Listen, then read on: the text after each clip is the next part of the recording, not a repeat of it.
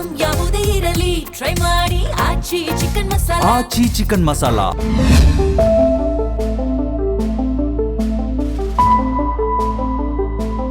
ನಮಸ್ಕಾರ, ನೀವು ನೋಡ್ತಾ ಇದ್ದೀರಾ ಜಿ ಕನ್ನಡ ನ್ಯೂಸ್. ನಾನು ಶಿವರಾಮು. ದಿನದ ಎಲ್ಲ ಪ್ರಮುಖ ಸುದ್ದಿಗಳನ್ನು ನೋಡೋಣ. ವಿಶೇಷ ಸಮಾಚಾರದಲ್ಲಿ ಹೃದಯಾಘಾತದಿಂದ ನಿನ್ನೆ ನಿಧನ ಹೊಂದಿದ ಹಿರಿಯ ಗಾಯಕಿ ಎಸ್ ಜಾನಕಿಯವರ ಅಂತ್ಯ ಸಂಸ್ಕಾರ ಇಂದು ಮೈಸೂರಿನಲ್ಲಿ ನಡೆಯಿತು. ಸಕಲ ಸರ್ಕಾರಿ ಗೌರವಗಳೊಂದಿಗೆ ಅಂತಿಮ ಸಂಸ್ಕಾರ ನೆರವೇರಿತು. ಇದಕ್ಕೂ ಮುನ್ನ ಮಹಾರಾಜ ಕಾಲೇಜು ಮೈದಾನದಲ್ಲಿ ಅಂತಿಮ ದರ್ಶನಕ್ಕೆ ವ್ಯವಸ್ಥೆ ಮಾಡಲಾಗಿತ್ತು. ಸಂಜೆ ನವೀನ್ ಫಾರ್ಮ್ ಹೌಸ್ನಲ್ಲಿ ಅಂತಿಮ ಸಂಸ್ಕಾರ ಮಾಡಲಾಯಿತು. ಮೈಸೂರಲ್ಲೇ ಅಂತ್ಯ ಸಂಸ್ಕಾರ ಆಗಬೇಕು ಅನ್ನೋದು ಅವರ ಇಚ್ಛೆಯಾಗಿತ್ತು. ಜಾನಕಿಯವರಿಗೆ 88 ವರ್ಷ ವಯಸ್ಸಾಗಿತ್ತು. ವಯೋಸಹಜ ಕಾಯಿಲೆಯಿಂದ ಬಳಲುತ್ತಿದ್ದ ಅವರು ಮೈಸೂರಿನ ಅಪೋಲೋ ಆಸ್ಪತ್ರೆಯಲ್ಲಿ ನಿಧನ ಹೊಂದಿದ್ರು. 20ಕ್ಕೂ ಹೆಚ್ಚು ಭಾಷೆಗಳಲ್ಲಿ 48,000ಕ್ಕೂ ಹೆಚ್ಚು ಗೀತೆಗಳನ್ನು ಅವರು ಹಾಡಿದ್ದರು. ಅವರ ಸಾವು ಸಂಗೀತ ಲೋಕಕ್ಕೆ ತುಂಬಲಾರದ ನಷ್ಟವಾಗಿದೆ. ಅವರ ಸಾವಿಗೆ ಅನೇಕ ಗಣ್ಯರು ಕಂಬನಿ ಮಿಡಿದಿದ್ದಾರೆ. ಈ ವರ್ಷ ಜನವರಿಯಲ್ಲಿ ಜಾನಕಿಯವರ ಪುತ್ರ ಮುರಳೀಕೃಷ್ಣ ನಿಧನ ಹೊಂದಿದ್ರು. ಆ ಬಳಿಕ ಪುತ್ರ ಶೋಕ ಅತಿಯಾಗಿ ಕಾಡಿತ್ತು. ಇದರಿಂದ ಅವರ ಆರೋಗ್ಯ ಹದಗೆಟ್ಟಿತ್ತು. ಈಗ ಚಿಕಿತ್ಸೆ ಫಲಕಾರಿಯಾಗದೆ ಅವರು ಮೈಸೂರಿನಲ್ಲಿ ಕೊನೆಯುಸಿರೆಳೆದಿದ್ದಾರೆ. ಜಾನಕಿಯವರು ಮೂಲತಃ ಆಂಧ್ರಪ್ರದೇಶದ ಗುಂಟೂರು ಜಿಲ್ಲೆಯವರು. 1938ರ ಏಪ್ರಿಲ್ 23ರಂದು ಜನಿಸಿದ್ರು. ಅವರು ತೆಲುಗಿನವರು. ಹೆಚ್ಚು ಪ್ರಸಿದ್ಧಿ ಪಡೆದಿದ್ದು ಮಾತ್ರ ಕನ್ನಡಿಗರ ಮನೆಗಳಿಗೆ ಹತ್ತಿರವಾದದ್ದು ಕನ್ನಡ ಹಾಡುಗಳ ಮೂಲಕ. ಕನ್ನಡ ಭಾಷೆಯನ್ನು ಅತ್ಯಂತ ಸ್ಪಷ್ಟವಾಗಿ ಉಚ್ಚರಿಸುತ್ತಾ ಇಲ್ಲಿನದ್ದೇ ಧ್ವನಿ ಎನ್ನುವಂತೆ ಅವರು ಸಾವಿರಾರು ಸೂಪರ್ ಹಿಟ್ ಹಾಡುಗಳನ್ನು ನೀಡಿದ್ದಾರೆ. 70-80ರ ದಶಕದಲ್ಲಿ ಜಾನಕಿಯವರು ಸಾಕಷ್ಟು ಹಾಡುಗಳನ್ನು ಹಾಡಿದ್ರು. ಅವರಷ್ಟು ಜನಪ್ರಿಯತೆ ಪಡೆದ ಮತ್ತೊಬ್ಬರು ಕನ್ನಡದಲ್ಲಿ ಇರಲಿಲ್ಲ. ವರನಟ ಡಾಕ್ಟರ್ ರಾಜ್ಕುಮಾರ್ ಹಾಗೂ ಎಸ್ ಜಾನಕಿಯವರ ಕಾಂಬಿನೇಷನ್ ಕನ್ನಡ ಚಿತ್ರರಂಗದ ಗೋಲ್ಡನ್ ಎರ. ಎಲ್ಲೆಲ್ಲಿ ನೋಡಲಿ ನಿನ್ನನ್ನೇ ಕಾಣುವೆ ಮುಂತಾದ ನೂರಾರು ಸದಾ ಹಸಿರು ಯುಗಳ ಗೀತೆಗಳನ್ನು ಇವರು ನೀಡಿದ್ದಾರೆ. ಗಾನಗಂಧರ್ವ SP ಬಾಲಸುಬ್ರಹ್ಮಣ್ಯಂ ಮತ್ತು ಎಸ್ ಜಾನಕಿಯವರ ಧ್ವನಿಯಲ್ಲಿ ಮೂಡಿಬಂದ ರೊಮ್ಯಾಂಟಿಕ್ ಹಾಡುಗಳು ಇಂದಿಗೂ ಯುವಕರ ನೆಚ್ಚಿನ ಹಾಡುಗಳಾಗಿವೆ.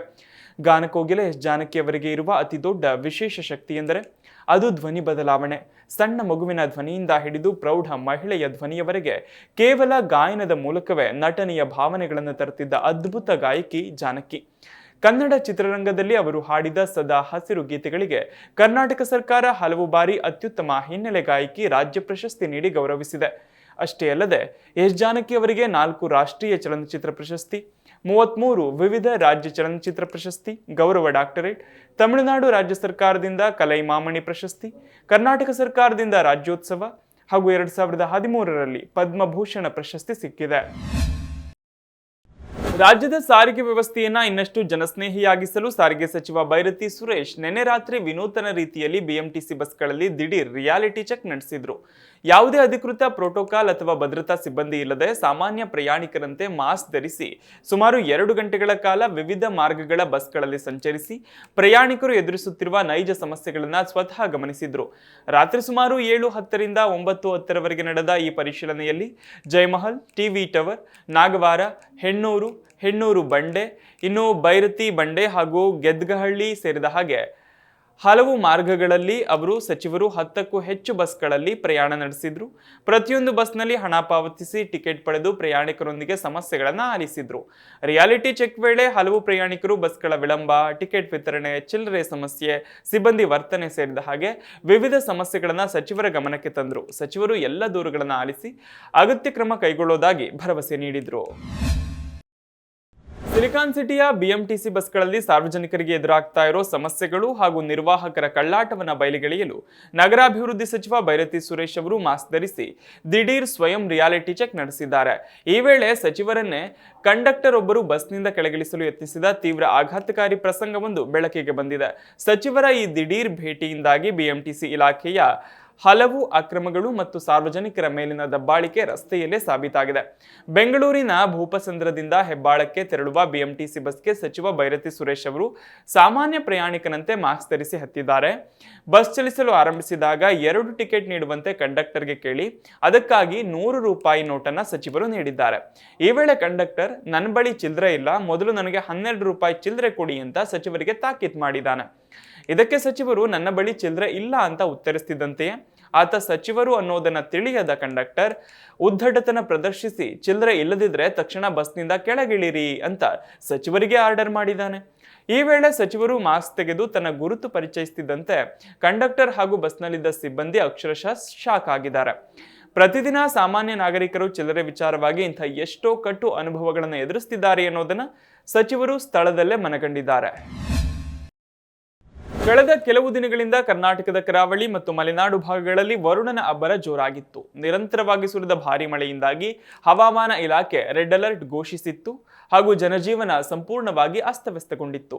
ಆದ್ರೀಗ ಮಳೆಯ ತೀವ್ರತೆ ಗಣನೀಯವಾಗಿ ಕಡಿಮೆಯಾಗಿದ್ದು ಪರಿಸ್ಥಿತಿ ಸುಧಾರಿಸಿದಂತೆ ಕಾಣ್ತಿದೆ. ಕರಾವಳಿ ಜಿಲ್ಲೆಗಳಾದ ದಕ್ಷಿಣ ಕನ್ನಡ, ಉಡುಪಿ ಮತ್ತು ಉತ್ತರ ಕನ್ನಡದಲ್ಲಿ ಕಳೆದ ವಾರಕ್ಕೆ ಹೋಲಿಸಿದ್ರೆ ಮಳೆಯ ಪ್ರಮಾಣ ತಗ್ಗಿದೆ. ಹಾಗಿದ್ದು ಕೂಡ ಈ 3 ಜಿಲ್ಲೆಗಳ ಬಹುತೇಕ ಭಾಗಗಳಲ್ಲಿ ಮುಂದಿನ ಕೆಲವು ದಿನಗಳ ಕಾಲ ಸಾಧಾರಣ ಮಳೆಯಾಗುವ ಸಾಧ್ಯತೆ ಇದೆ ಎಂದು ಹವಾಮಾನ ಇಲಾಖೆ ತಿಳಿಸಿದೆ. ಆದರೆ ಎಲ್ಲಿಯೂ ಭಾರೀ ಮಳೆಯ ಮುನ್ನೆಚ್ಚರಿಕೆ ಇಲ್ಲದ ಕಾರಣ ಸದ್ಯಕ್ಕೆ ಯಾವುದೇ ಆತಂಕ ಬೇಡ ಅಂತ ಹವಾಮಾನ ಇಲಾಖೆ ತಿಳಿಸಿದೆ. ಇನ್ನು ಉತ್ತರ ಒಳನಾಡಿನ ಬೆಳಗಾವಿ, ಧಾರವಾಡ, ಗದಗ, ಹಾವೇರಿ, ಕಲಬುರಗಿ, ಬೀದರ್ ಸೇರಿದ ಹಾಗೆ ಇತರೆ ಭಾಗಗಳಲ್ಲಿ ಮಳೆ ಸಂಪೂರ್ಣವಾಗಿ ಕ್ಷೀಣಿಸಿದೆ. ಈ ವಲಯದ ಎಲ್ಲಾ ಜಿಲ್ಲೆಗಳಲ್ಲಿ ಮುಂದಿನ ದಿನಗಳಲ್ಲಿ ಒಣ ಹವಾಮಾನ ಮುಂದುವರಿಯುವ ಸಾಧ್ಯತೆ ಇದೆ ಅಂತ ಹವಾಮಾನ ಇಲಾಖೆ ತಿಳಿಸಿದೆ.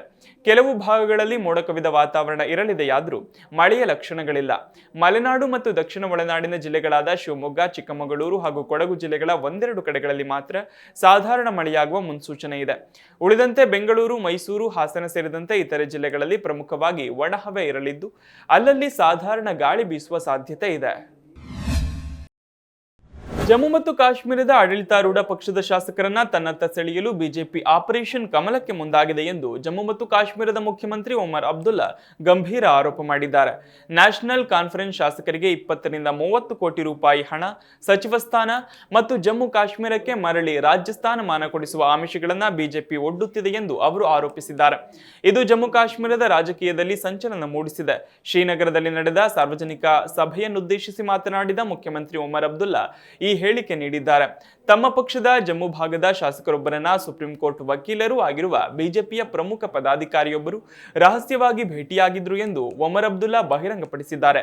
ಬಿಜೆಪಿ ಅಧಿಕಾರಿಯೊಬ್ಬರು ಮುಚ್ಚಿದ ಕೋಣೆಯಲ್ಲಿ ನಮ್ಮ ಜಮ್ಮುವಿನ ಶಾಸಕರೊಬ್ಬರಿಗೆ ನಾವು ನಿಮಗೆ 20 ರಿಂದ 30 ಕೋಟಿ ರೂಪಾಯಿ ಹಣ, ಒಂದು ಸಚಿವ ಸ್ಥಾನ, ಹಾಗೆಯೇ ಜಮ್ಮುವಿಗೆ ರಾಜ್ಯ ಸ್ಥಾನಮಾನ ನೀಡುತ್ತೇವೆ, ನೀವು ನಮ್ಮೊಂದಿಗೆ ಬನ್ನಿ ಅಂತ ಆಫರ್ ನೀಡಿದ್ದಾರೆ. ಆದರೆ ತಮ್ಮ ಶಾಸಕರು ಈ ಆಫರ್ ಅನ್ನು ತಕ್ಷಣವೇ ತಿರಸ್ಕರಿಸಿದ್ದಾರೆ ಮತ್ತು ಹಿಂಬಾಗಿಲಿನಿಂದ ಬಿಜೆಪಿ ಅಧಿಕಾರಕ್ಕೆ ಬರೋದನ್ನ ತಡೆದಿದ್ದಾರೆ ಅಂತ ಸಿಎಂ ಒಮರ್ ಅಬ್ದುಲ್ಲಾ ಹೇಳಿದ್ದಾರೆ. ಬಿಜೆಪಿ ನಾಯಕರೇ, ನಮ್ಮನ್ನ ಅಷ್ಟು ದುರ್ಬಲರು ಅಂತ ಭಾವಿಸಬೇಡಿ. ನಿಮಗೆ ಹಿಂಬಾಗಿಲಿನಿಂದ ಜಮ್ಮು ಕಾಶ್ಮೀರದಲ್ಲಿ ಸರ್ಕಾರ ರಚಿಸಲು ಪ್ರವೇಶ ಇಲ್ಲ. ಸದ್ಯಕ್ಕೆ ಇಲ್ಲಿನ ಜನತೆ ನಿಮ್ಮನ್ನ ಹಿಂದಿನ ಸೀಟಿನಲ್ಲಿ ಕೂರಿಸಿದ್ದಾರೆ, ನೀವು ಅಲ್ಲೇ ಇರಬೇಕಾಗತ್ತೆ ಅಂತ ಅವರು ಕಿಡಿಕಾರಿದ್ದಾರೆ.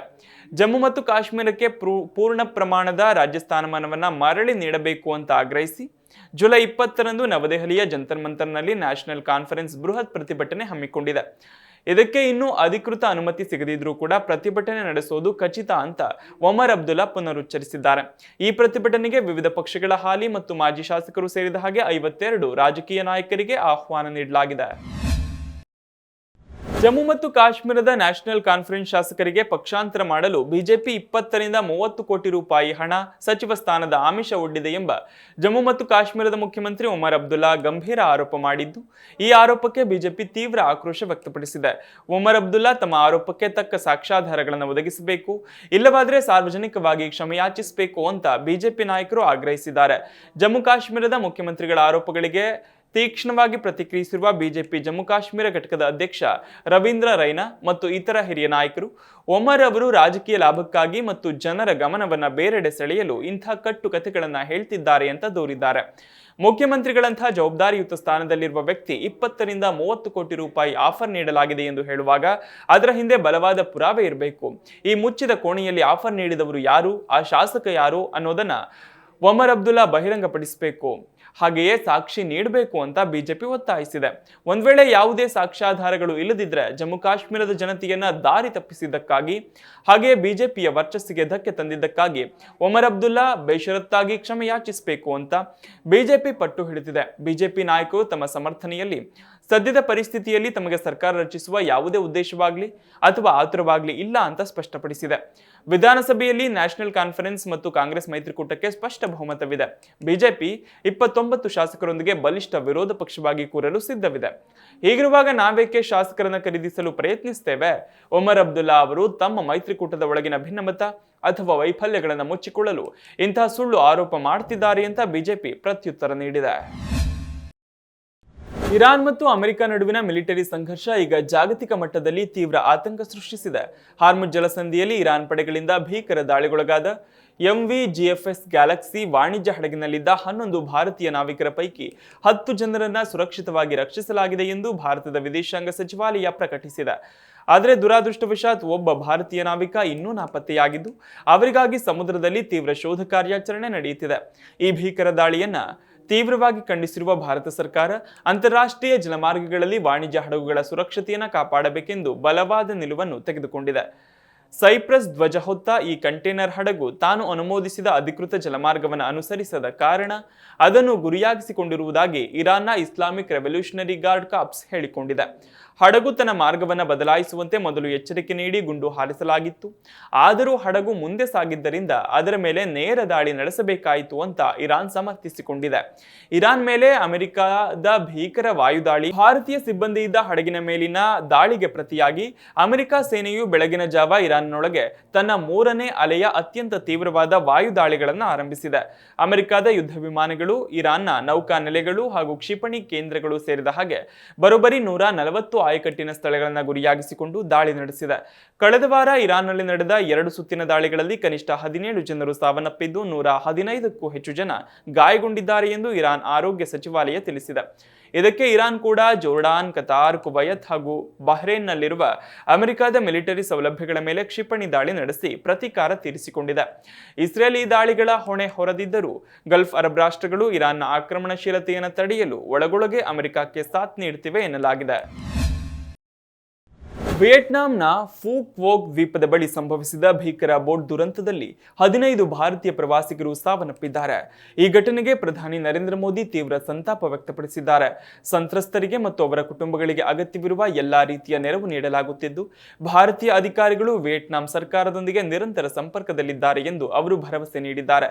ಈ ಬಗ್ಗೆ ಎಕ್ಸ್ನಲ್ಲಿ ಪೋಸ್ಟ್ ಮಾಡಿರುವ ಪ್ರಧಾನಿ, ವಿಯೆಟ್ನಾಂನ ಫೂಕ್ ವೋಕ್ ಬಳಿ ಭಾರತೀಯ ನಾಗರಿಕರು ಪ್ರಯಾಣಿಸುತ್ತಿದ್ದ ಬೋಟ್ ಅಪಘಾತಕ್ಕೀಡಾದ ದುರಂತದ ಸುದ್ದಿ ಕೇಳಿ ಅತ್ಯಂತ ಆಘಾತವಾಗಿದೆ. ತಮ್ಮ ಪ್ರೀತಿ ಪಾತ್ರರನ್ನು ಕಳೆದುಕೊಂಡ ಕುಟುಂಬಗಳಿಗೆ ನನ್ನ ಅತ್ಯಂತ ಪ್ರಾಮಾಣಿಕ ಸಾಂತ್ವನಗಳು. ಗಾಯಗೊಂಡು ಬದುಕುಳಿದವರು ಶೀಘ್ರವಾಗಿ ಚೇತರಿಸಿಕೊಳ್ಳಲಿ ಎಂದು ಪ್ರಾರ್ಥಿಸುತ್ತೇನೆ. ನಮ್ಮ ರಾಯಭಾರ ಕಚೇರಿ ಮತ್ತು ಕಾನ್ಸುಲೇಟ್ ಕಚೇರಿಗಳು ಸಾಧ್ಯವಿರುವ ಎಲ್ಲ ನೆರವು ನೀಡುತ್ತಿವೆ. ನಮ್ಮ ಅಧಿಕಾರಿಗಳು ವಿಯೆಟ್ನಾಂ ಅಧಿಕಾರಿಗಳೊಂದಿಗೆ ನಿಕಟ ಸಂಪರ್ಕದಲ್ಲಿದ್ದಾರೆ ಎಂದು ತಿಳಿಸಿದ್ದಾರೆ. 32 ಭಾರತೀಯ ಪ್ರವಾಸಿಗರು ಮತ್ತು 4 ಸಿಬ್ಬಂದಿ ಸೇರಿದ ಹಾಗೆ ಒಟ್ಟು 36 ಜನರಿದ್ದ ಈ ಸ್ಪೀಡ್ ಬೋಟ್ ಹಾನ್ ಮೇ ರುತ್ ದ್ವೀಪದಿಂದ ಪ್ರಯಾಣಿಸುತ್ತಿದ್ದಾಗ ಕರಾವಳಿಯಿಂದ ಕೇವಲ 400 ಮೀಟರ್ ದೂರದಲ್ಲಿ ತಲೆ ಕೆಳಗಾಗಿ ಪಲ್ಟಿಯಾಗಿದೆ. ಸ್ಥಳೀಯ ರಕ್ಷಣಾ ಅಧಿಕಾರಿಗಳು ತಕ್ಷಣವೇ ಕಾರ್ಯಾಚರಣೆ ನಡೆಸಿ ಬೋಟ್ನ ಒಳಗಿನಿಂದ 21 ಜನರನ್ನ ರಕ್ಷಿಸಿದ್ದಾರೆ. ಆದರೆ ದುರಾದೃಷ್ಟವಶಾತ್ 2 ಮಹಿಳೆಯರು ಮತ್ತು 13 ಪುರುಷರು ಸೇರಿದ ಹಾಗೆ ಒಟ್ಟು 15 ಭಾರತೀಯ ಪ್ರವಾಸಿಗರು ಈ ಅಪಘಾತದಲ್ಲಿ ಸಾವನ್ನಪ್ಪಿರುವುದು ದೃಢಪಟ್ಟಿದೆ. ಮಾಧ್ಯಮಗಳ ವರದಿ ಪ್ರಕಾರ ಈ ಪ್ರವಾಸಿಗರು ತಮಿಳುನಾಡು, ಆಂಧ್ರ ಪ್ರದೇಶಕ್ಕೆ ಸೇರಿದ ಒಂದೇ ಗುಂಪಿನವರಾಗಿದ್ದಾರೆ.